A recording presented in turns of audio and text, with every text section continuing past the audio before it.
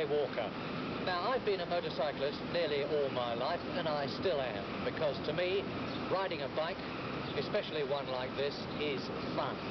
The maneuverability of a bike, its acceleration, its superb braking and controllability, the joy of being able to take a corner properly, being out in the open air, and being able to get there so much quicker, and without going mad about it, mean fun on the road.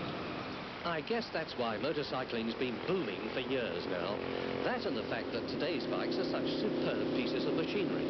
Good-looking, sophisticated, reliable, safe, and performers. Something to be really proud of.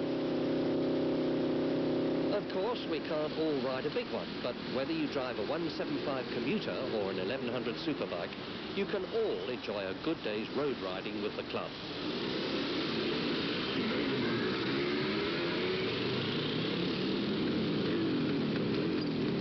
Now, if road riding's fun, motorcycle sport is even more so, whether you're watching or competing. Take motocross as an example.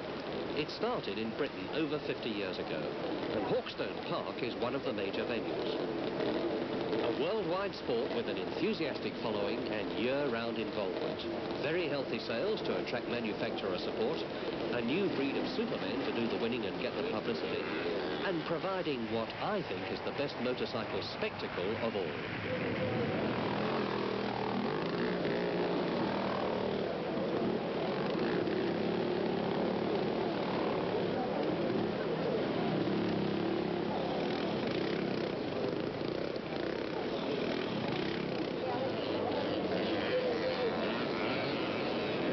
So, motorcycling's a thing to be enjoyed, to have fun at, to provide relaxation and the very real pleasure of sharing your enjoyment with other enthusiasts. Fun it is, but a word of caution. There's no denying that motorcyclists on the open road are at risk compared with motorists. They're out in the open, they've got no safety belts, no safety glass, no scientifically designed crushable steel bodies around them. So, their safety's up to them. A few tips then about the right way to go about ensuring that you continue to have fun on your bike. To begin with, it's a good idea to join your local club. There's a wealth of expertise and good companionship, and many of them run RAC, ACU training schemes for beginners, using their own fully qualified instructors. Always ride defensively, not aggressively. And that means keeping clear of other traffic, riding with courtesy and consideration, and using the superior performance of your machine to keep out of trouble instead of getting into it. Remember that some motorists just don't seem to be able to see motorcyclists. They only seem to register big shapes like cars, vans and trucks. So, try to make yourself seeable. Wear bright clothes and always ride with your headlamp on. Study the road surface ahead of you. Position yourself properly on the road all the time. Give clear signals when you're going to change direction, and always have a quick, cautionary look to your side before you pull out to change lanes when overtaking. You're the one that's vulnerable, so do everything you can to avoid contact with anything except the road under your tyres.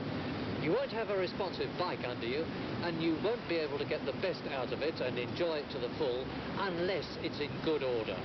So don't skimp on maintenance, keep the bike in good trim, and always pay special attention to the controls and the tyres. And while I'm on the subject of knowing your machine, there are two phenomena unique to motorbikes that you ought to know about. Not that they're new, because they aren't, and not that you're likely to be affected by them, because you shouldn't be if you ride responsibly. They're called Wobble and Weave, and they're potential hazards. So Dunlop have been having a very close look at them. So let us look at what they are, why they happen, and what to do about them. Wobble first. Wobble is something that can happen at low speeds to any normal motorcycle, like this Norton, if you're daft enough to take your hands off the bars. And it can happen because of a motorcycle's basic design. The steering geometry of a normal bike is like a T-trolley caster, And it's the fact that the angle of the front forks puts the steering point ahead of the tyre's contact area that can cause wobble. Here's a BMW to show that if you let wheel flutter develop by riding hands-off, any normal motorcycle will wobble. But I say again, if you don't take both hands off the bars at the same time, the problem will never arise. So don't take both hands off the bars, keep them there. Now, weave is something else, although, like wobble, it's a byproduct of a motorcycle's basic design characteristics. This slow motion shot of a Honda shows you what weave is. Now, it looks pretty desperate, doesn't it? Well, that's why Dunlop has been investigating it so closely.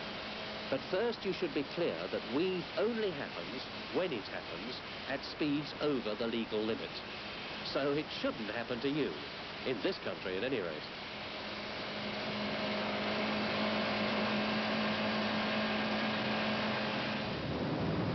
In looking at weave, Dunlop found that it could happen to any bike, and that it could be caused by four main things: the rider's weight distribution, tyres, and unwise choice of accessories.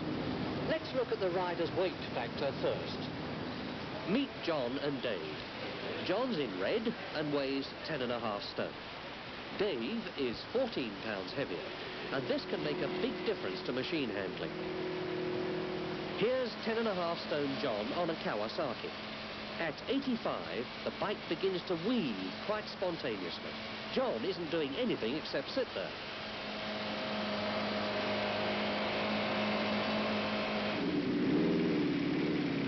Now look at 11.5 stone Dave on the same bike at the same speed.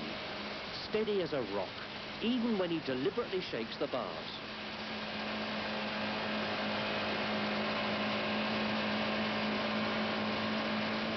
And to prove it's not just one make of bike, here's lightweight John on a weaving Norton at 85.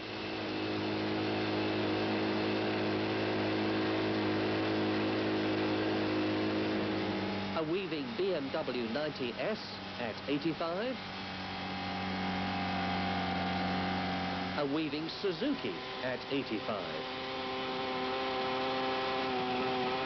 And even the Laverda, rightly famed for its superb handling, will weave if we set the tyre pressures wrongly. A small variation doesn't matter, but these are miles out. But if 10.5 stone John, who's been wrestling with all those bikes, now brings himself up to Dave's weight by putting on an extra 16 pounds, the same Suzuki at 85 is absolutely stable. So it is weight, or rather lack of it, that's giving John a hard time. And just to underline the fact that extra weight eliminates weave, look at the beneficial effect of a pillion passenger. Flat out and no weave.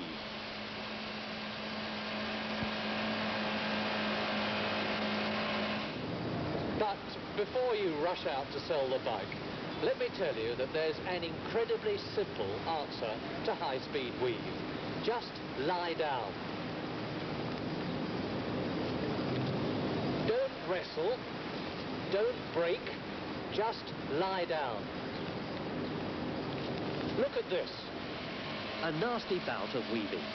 So change the weight distribution by lying down and the weave disappears. But raise the weight distribution again while you're going fast and back comes the weave. Very tricky for an inexperienced rider. So, 3 things learned about weave. 1, it only happens at high speed. 2, the lighter the rider, the more he's likely to experience it. And 3, you can stop it by lying down. Now, what about weave and tyres? Let's look at the worst possible situation. This rear tyre has worn flat as a result of town use, which doesn't involve much banking on corners. And we're going to fit it to the rear of the Kawasaki.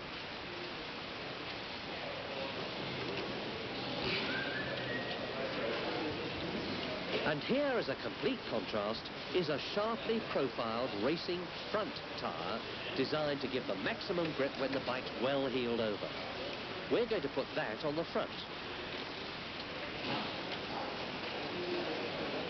Now, with the two extremes together, the resultant weave at 85, even with 11.5 stone Dave aboard, looks horrifying. If John, the lighter chap, was in the saddle, that devastating weave would start at about 75. Put the speed up to 90 and the weave becomes really frightening.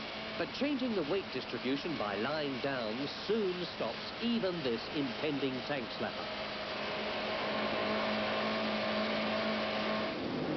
And the moral is obvious. First of all, fit the tyres that are specified for your bike. Secondly, always run them at the recommended pressures. And check those pressures very regularly. The right pressure in the right tyres in good condition will give you the best grip, the best handling, the best braking and safety. Thirdly, remember that a worn rear tyre can intensify weave. And fourthly, never fit a new front tyre if the rear is worn. It could be a false economy. Replace both. Now let us consider some aerodynamics. Panniers and top boxes can contribute to weave because they obviously affect the weight distribution and the centre of gravity of the bike and rider and disturb the normal airflow.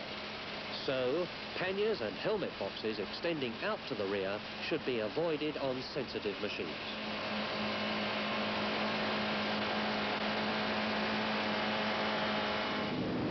This film hasn't been designed to frighten the life out of you. Quite the reverse. It's meant to let you know about wobble and weave, two phenomena which should never affect you if you ride sensibly, and to reassure you about them.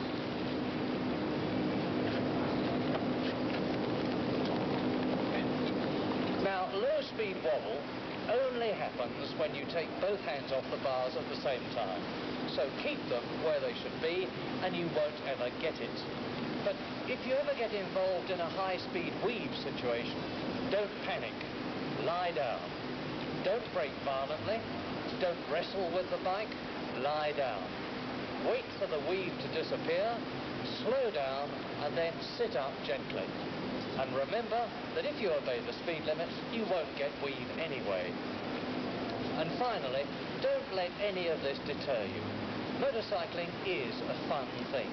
Look after your bike, use the right equipment properly, use your loaf, ride defensively, and you'll get the very best out of a great pastime. So, happy riding and have fun.